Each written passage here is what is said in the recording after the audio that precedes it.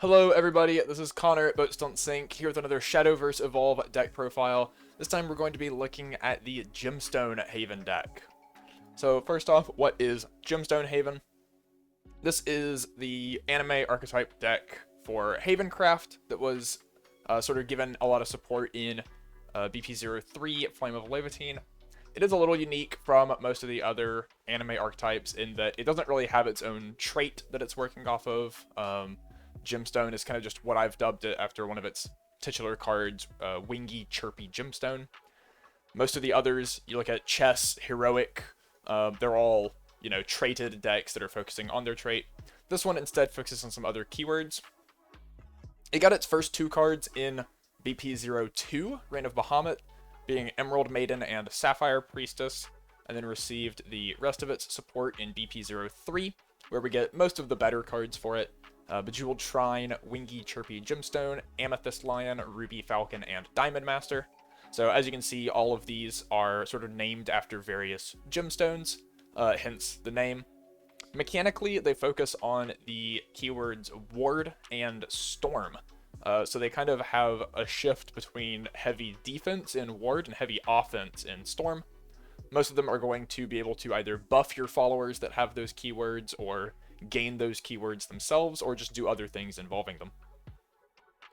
So looking at the actual deck, as always, this is just a sort of baseline starting point. I've been playing around with it a bit at my locals. It's been a super fun deck to play, but I definitely think there's some room for changes in it.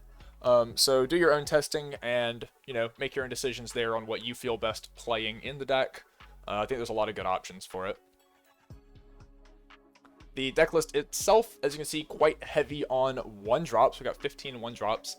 This is essentially an aggro deck. We are focusing a lot more on the Storm aspect than the Ward aspect, though a lot of our followers do incidentally have Ward. And we have a low curve to reflect that. We're trying to push constant damage, be the most aggressive deck. Honestly, I do believe this deck can rival Heroic Sword and Aggro Abyss in terms of its damage output and just quick time to kill on the opponent. So, low curve, aggressive. We have a lot of recursive threats, and I think the big draw point to this, again, is the Storm, being able to push a lot of damage just off the top of the deck that the other decks can't. Our Evolve deck, unfortunately, is spread pretty thin. We have a lot of one-of evolves. That's sort of some of the places I think this deck might be able to change a little bit, cutting some of these down to double up on others. So as I said, low curve, we got 15 1-drops, 6 2-drops, 9 3-drops, 7 4s, 2 5s, and a 6. This is kind of interesting in that a lot of our sort of 1-drops, 2-drops, mainly 1-drops, act as 2-drops as well. So while it is 15 1-drops and only 6 2-drops, Bejeweled Shrine and Pinion Prayer can both come down on 2 as our 2-drops, since they have abilities that cost 1 as well. So it sort of makes our curve really smooth. We're very rarely going to not have something to do on turn 1, turn 2, turn 3. 30 followers, 10 amulets. The amulets are really good in this deck. You wouldn't expect to see those in an aggro deck, because amulets are typically a bit slow to play down to the board, but they do work really well here. As always, forgot to mention on the last slide, you can check out the deck log page for this at 5D2SC. That'll be in the description as well. And let's just jump into these cards. First up, we have a Bellringer Angel, as always, the just defensive staple. Any deck that wants to have any amount of defense or card advantage is going to be running this card. 1-drop 0/2 Ward. Obviously, even better here, Ward fits in with what our deck's trying to do perfectly. And last words, draw a card. So it's going to give us cards back if our opponent removes it. And typically, Bellringer Angel's just going to come down and sit there and block an attack in most decks. But in this deck, we do have ways to buff the attack stat of our followers that have Storm or Ward, which means we can buff our Bellringer's attack stat and actually start pushing damage with Bellringer. And that's one of the best parts of this deck, I think, is that you can play a turn 1 Bellringer, and if your opponent doesn't immediately remove it, it's probably going in for damage turn 2. It evolves for 2 play points, same stat line, same effect, with the addition of on evolve, deal 2 damage to an enemy follower. This is great against other low to the ground aggressive decks. You can keep early 2 defense followers off the board. That's going to keep our opponent sort of just behind our curve as we're pushing them for damage. Obviously, if you do this turn 2, you're not going to be able to use any of the effects to buff your Bellringer Angel, but using your turn to just remove their early play and block even more damage can still be pretty good. This can especially be good on, like, you know, turn 3 or 4 where you can do something else in addition to evolving your Bellringer Angel and just clearing, you know, one of their threats off while still pushing damage. Our next one drop, this one honestly equally as good if not better to play on turn 1. Snake Priestess, just a 1-cost 1/3 with Ward. Normally not something that would see a lot of play in these decks, but here, since we're focusing on Ward and we have ways to buff this, it's fantastic. This can very easily become like a 2/3 or a 2/4 on turn 2. Just becomes super hard to remove and can rack up a lot of damage over multiple turns. 2 copies of Wingy Chirpy Gemstone. This is a 1-drop 1/1 with Ward. So again, we got wards. We have ways to buff them. It makes it super easy to curve out.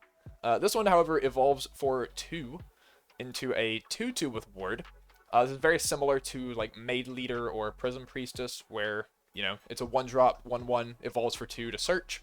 This time we're searching for a follower with 2 attack or less. We have a lot of those in our deck.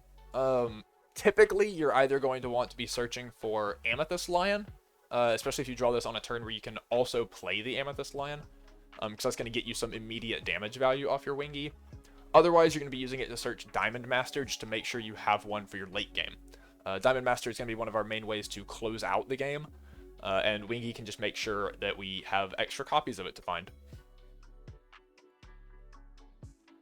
3 copies of Bejeweled Shrine. This is our first Amulet. This is our ideal turn 2 play, but it can be good at any point throughout the game. It's a 1-cost Amulet to play down. Activated ability, pay 1, engage it. Select a follower with Storm or Ward on your field and give it +1/+1. When I first read this card, I wasn't super impressed by it. I didn't think it was that good. But after playing with it, the fact that this doesn't sack itself to Cemetery is insane. Being able to just every turn use 1 play point to get 1 extra damage in on your opponent is ridiculous. Over the course of a game, you know, this is going to be more than like playing a Demonic Strike, and you're able to spread it out over multiple turns. So all that extra damage really adds up, and the +1 defense makes your followers harder to remove at the same time, which can also help you get more damage across turns if your opponent can't remove your followers. As I said, great turn 2 play. If you get turn 1 Bellringer Angel or Snake Priestess especially, being able to turn those into 1/3s or 2/4s respectively just makes them super hard to get off the board. They're very likely to get in for multiple hits. We play 1 Guardian Sun. Unlike the Heavenly Aegis decks where they were using this card kind of defensively to make their Heavenly Aegis a wall that the opponent couldn't break through, here we're actually using them offensively a bit more. So Fanfare, give a follower on your field Ward. Most of our followers already have Ward, but this can give it to any that don't, especially some of our tokens. And activated ability, pay 2, engage, put this into owner's cemetery, select a follower with Ward on your field, and give it +2/+2. So giving one of our followers +2/+2 is great in an aggro deck. Obviously it's costing us 3 play points total to do so, but we do have ways to cheat this out of our deck into play, which is why we only play 1. And just buffing one of our followers that's going to attack is super good for extra damage. The +2 defense, again, makes our followers super hard for the opponent to remove. Makes just removal effects very inefficient in general. And since almost everything has Ward, and this can give anything Ward, we can actually buff anything with this. So even like our Holy Falcon tokens that are 2/2s with Storm, if we have this, we can make them 4/4s that have Ward and Storm, and just get in for damage immediately, which is fantastic. This card's great for just getting sort of surprise damage on your opponent that they weren't expecting. 3 copies of Pinion Prayer. This is a 1-cost Amulet, but we'd rather not be playing it on turn 1. This card is really good on turn 2, however. So, 1 to play it, activated ability, pay 1, engage, sack, summon a Holy Falcon token. That is, as I said, going to be a 2/2 with Storm. Making this effectively, Pinion Prayer is a 2-cost 2/2 Storm. You can play it, sack it, get in for 2 damage.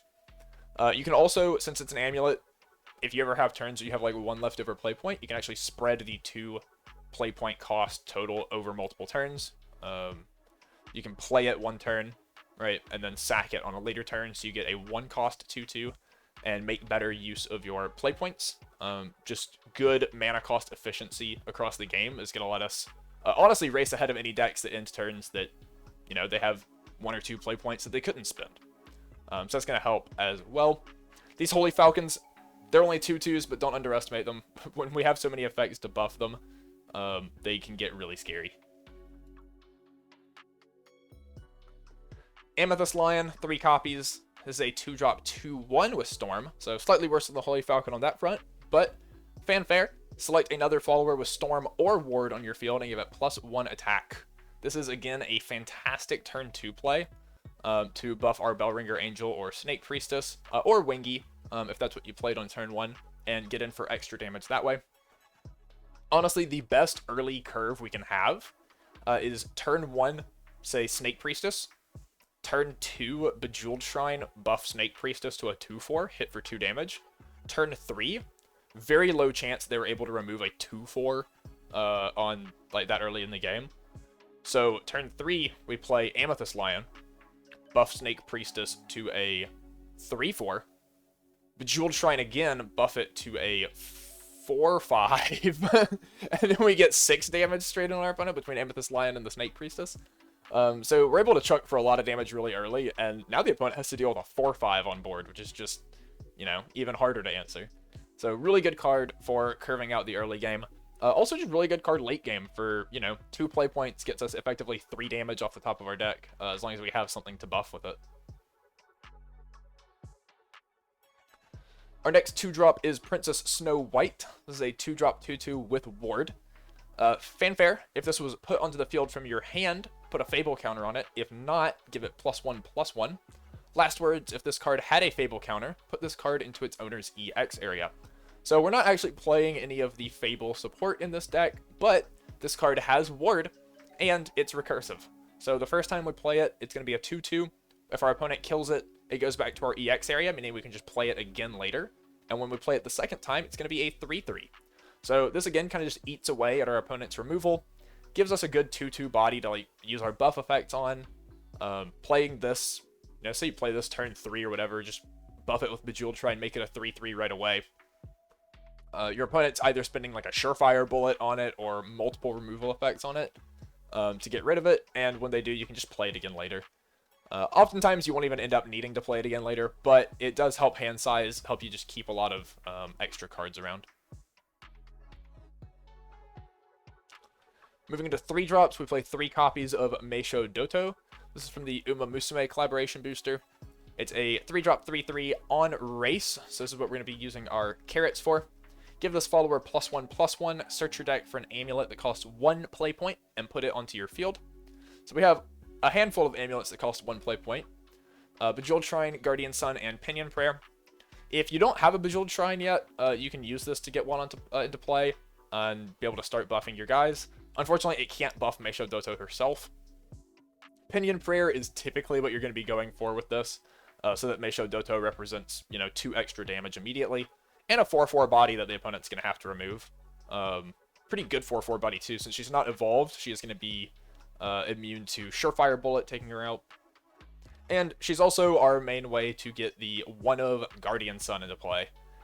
This was actually really cool because you can race Meisho Doto, get the Guardian Sun out, give her Ward, and then buff her to a 6/6. So for that's 6 play points or 5 play points with an Evo point, you get a 6/6 Ward. It has rush effectively, so you can attack with it immediately to clear something and get your Ward active, or just leave it up and force the opponent to try to find a way to answer it. 3 copies of Ruby Falcon. This card is honestly, I think, the best card in the deck. This is the card that, if you can play multiple of these in a game, you have probably won the game. So 3-drop 3/3 Ward, already pretty good. Activated ability, pay 2, give this follower Storm. So this means if it Basically, if you draw this later in the game, you can play it for 5 or play it for 6 with Evo to give it Storm and be able to attack immediately, which makes it a threat, you know, makes it good if you draw it early, immediate threat if you draw it late. And whenever another follower you control with Storm or Ward attacks, deal 1 damage to each enemy leader.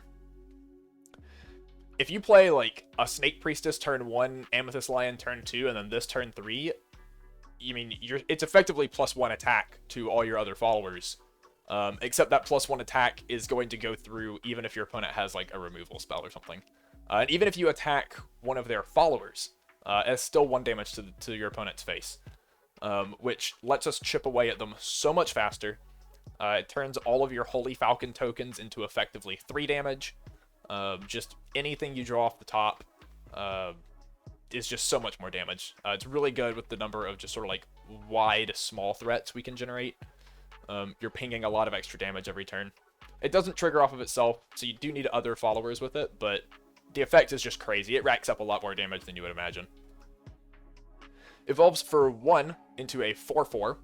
You can still pay 2 to give it Storm. It still has Ward, still has the other effect. It gains on Evolve, you deal 2 to an enemy follower. So this is one of our few removal effects in the deck, and you will be leaning quite heavily into it. It's not great at removing larger threats, but if you play this on, you know, turn 3 Evo point Evolve it, you're probably clearing something. You might even be clearing like a Bell Ringer or something so your other followers can get through, attack your opponent's face, and ping extra damage. Otherwise, being able to just play this, hit like a 4/4 for 2 damage, and then throw a Holy Falcon into it to clear it, and also shoot 1 at your opponent's face, just makes the deck so much smoother. Can really force a lot of extra damage into your opponent. This is the card. This is the card that makes the deck, really. Moving on to our 3-drop Amulet. This is the last Amulet we have in the deck. Beast Call Aria. For 3 play points, Fanfare, summon a Holy Falcon token. So this is just going to give us even more 2/2s with Storm. Activated ability, pay 2, engage. Put this in Cemetery. Summon a Holy Tiger token. So the Holy Tigers are 4/4s. They don't have Storm or Ward, unfortunately, but they do have Rush, which means they're actually quite good at just jamming into our opponent's board. If the opponent ever has things we really need to clear off, 4 damage can be really good, especially in combination with like a Ruby Falcon Evolve. You can clear most things with that.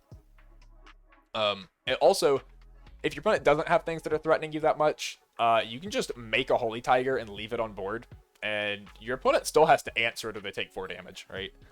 So even though it doesn't have Storm or Ward, it can still threaten damage, especially if you're using like Jean Evolve or something to buff it to a 4/6, or just Guardian Sun to give it Ward and start buffing it that way. Lots of things you can do there. Beast Call Aria is just really good. Again, like Pinion Prayer, you can split this cost between multiple turns. So a pretty cool thing you can do is like turn 3, play it, make the 2/2, hit your opponent. Turn 4, you get to crack it and play anything else, which can just accelerate your game plan pretty well. Next up, we have Diamond Master, the sort of main card of the archetype, the legendary. 4-drop, 2/5. Fanfare, choose one of the following. Option 1, give this follower Storm. Option 2, give this follower Ward. So it doesn't have either inherently, but you get to choose whether it's a Storm or Ward follower, which typically you're going to be going with Storm in this deck since we're going a little more aggressive, but sometimes Ward might be the option if you need to slow your opponent down.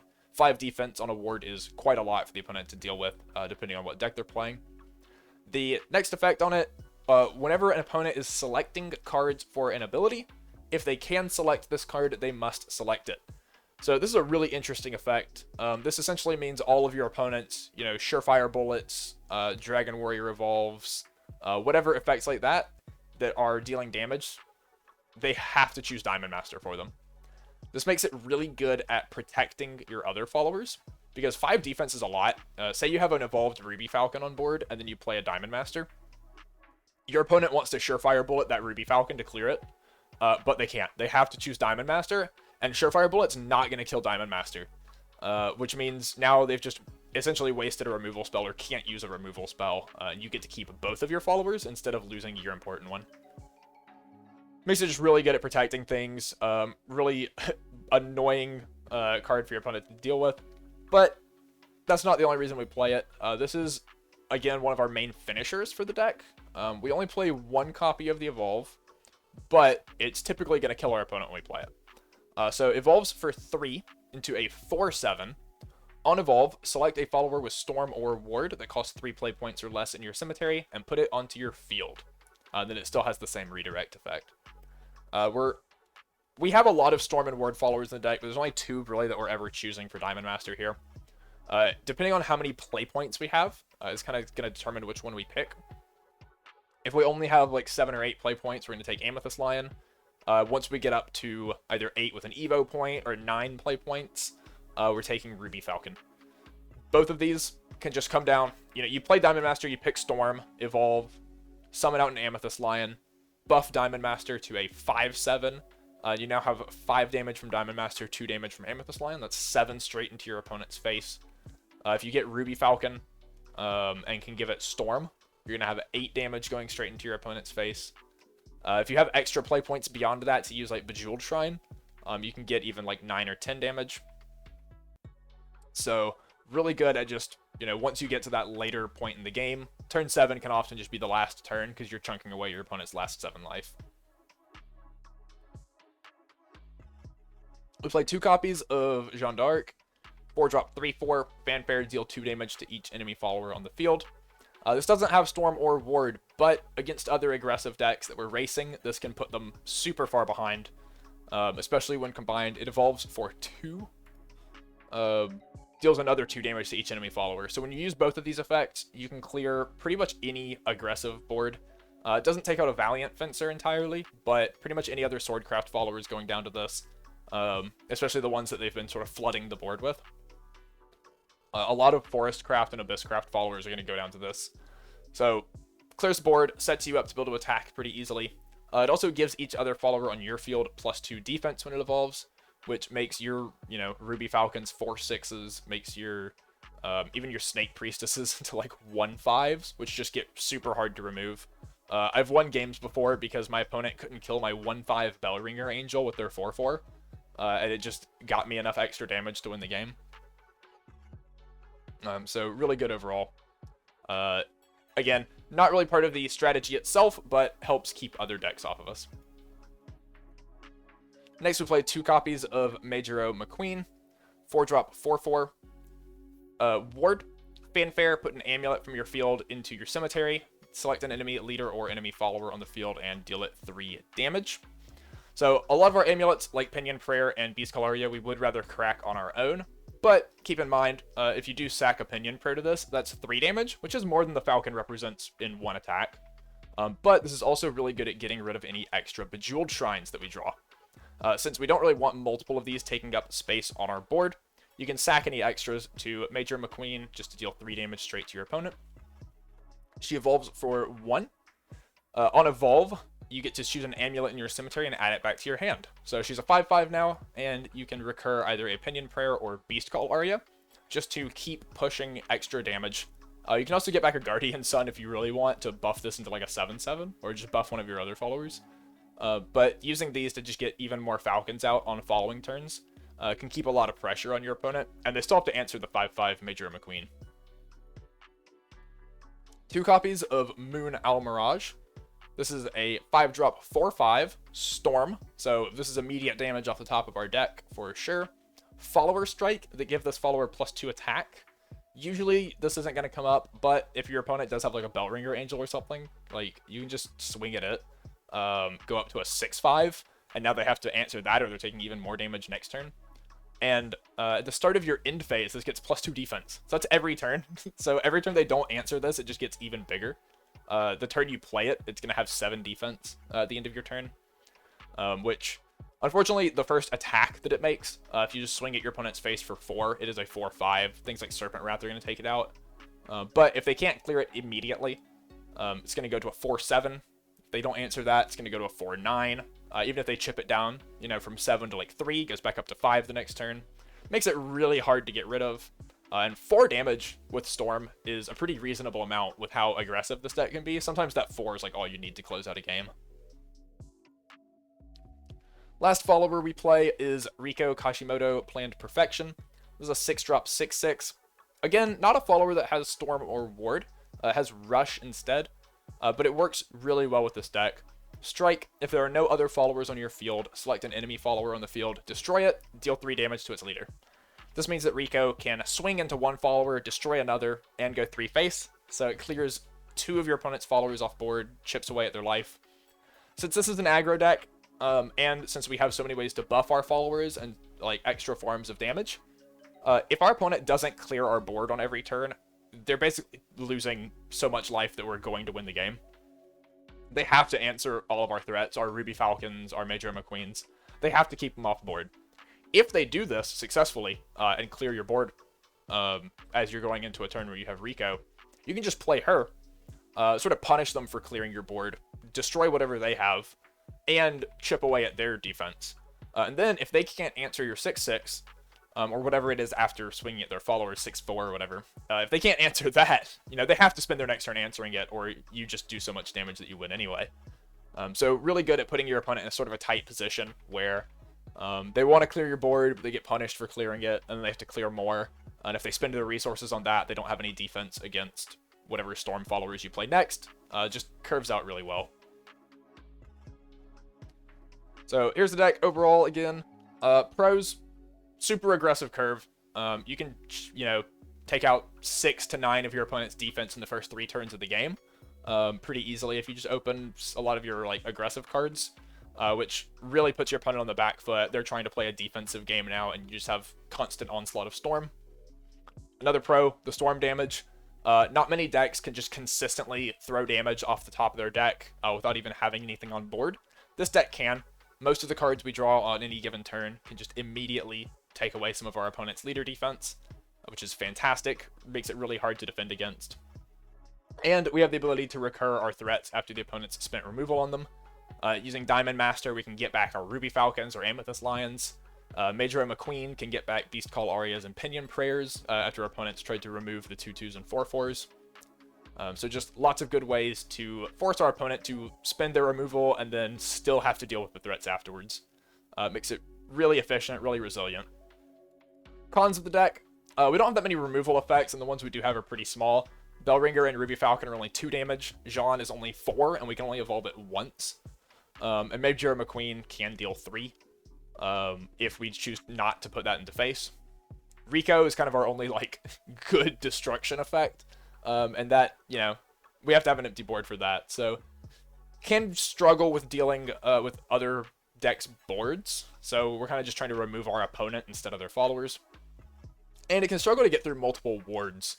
One's usually not a problem. You can either throw a Holy Tiger into it or just, race your Meisho Doto and clear it. But once they get multiple wards out, it can start getting pretty hard to deal with them. And it's especially taking away from a lot of the damage that you're trying to do straight to your opponent. Some other cards that you might consider for the deck. Like I said, there's a lot of options you can play here. First up, Birdkeeping Disciple. This is a 4-drop 5/4 with Ward, so fits in perfectly, has an aggressive stat line, has Ward. Fanfare, engage an Amulet on your field, summon a Holy Falcon. You can basically use this instead of using Bejeweled Shrine to pay 1 and buff something. You can just engage it to this to make a Falcon, which is effectively 2/2 of stats instead of the 1/1 from the buff. And it's going to be an extra Ruby Falcon trigger if you have that. So just turns your Bejeweled Shrines into even more damage. And you can also use it to engage a Pinion Prayer that you don't want to crack yet, or engage a Beast Call Aria. So it just gets you a lot of extra value out of the amulets that you might have sitting on your board, and can turn them into good damage. It is just a little hard to fit in the deck since we don't want that many high-costed followers, and the ones we have are pretty important. You can play Major Orion. This might require you to go a little heavier on amulets, and you might want to look at running Prism Priestess with this just to get some more amulets out consistently. But this is a 2-drop 3/2. If an Amulet or Major family follower you control leaves the field, give this Storm. So we do play Major McQueen. That's the only Major family follower we play. You're basically just using this to go, play Major Orion, crack, Pinion Prayer, make a 2/2, get in for 5 on turn 3. So it can be pretty good for an aggressive curve like that. You'd probably play this over Snow White if you wanted to do that and just go even heavier into Storm. Archangel Reyna. As I said, the evolve deck's pretty tight, and obviously you would have to fit this card's evolve in. You might have to cut, like, Wingy to make this work. But this is a 4-drop, 4/5 with Ward, so has the keyword, fits in a little bit already. Evolves for 1. On evolve, you recover X play points. X is the number of face-up followers in your evolve deck, and then you turn them face down. This would let us reuse things like Jean evolve. It would let us reuse some of our Ruby Falcons, our Diamond Master, if you use it and somehow don't kill your opponent, while also getting us extra play points back. So you could very easily, you know, play this, evolve it, and then still have enough left over to, say, play an Amethyst Lion, or even play a Ruby Falcon, swing your Reyna into something, and start chipping away at your opponent's defense again. So a lot of cool synergies with the deck. Something I just thought of sort of last second that you could maybe try out here. Obviously, Prism Priestess, we have amulets. None of them are like super critical to our game plan like they would be in the Statued Seraph or the Holy Sentinel decks.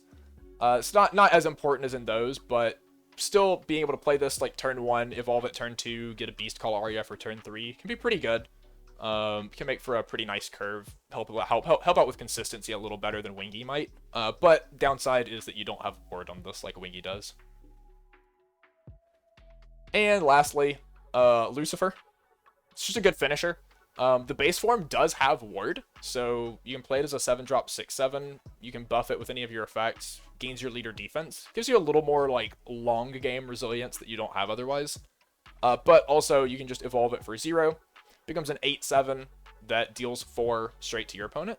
That is effectively 4 storm damage, even though you don't have the keyword.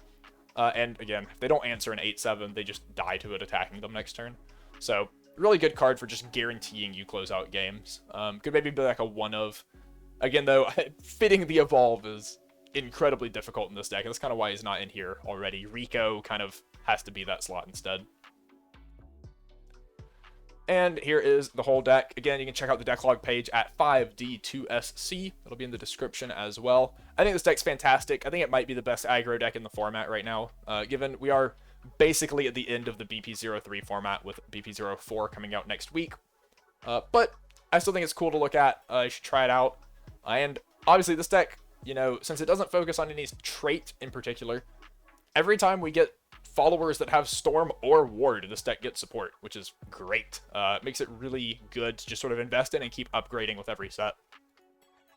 And our Evolve deck. And as always, thank you for watching. This deck's been a blast to play. Hopefully you guys enjoy it as well. As always, like, comment, subscribe. Let me know what decks you want to see. I'll probably be working on BP04 decks coming up soon, so if there's any specific decks from that set you want to see, let me know. I'm going to try to do at least 1 or 2 decks for each class. So I'll have to figure out what those are going to be for sure. Until then, there should be some videos on the screen that you can watch in the meantime. We'll see you when that set comes out. Thanks.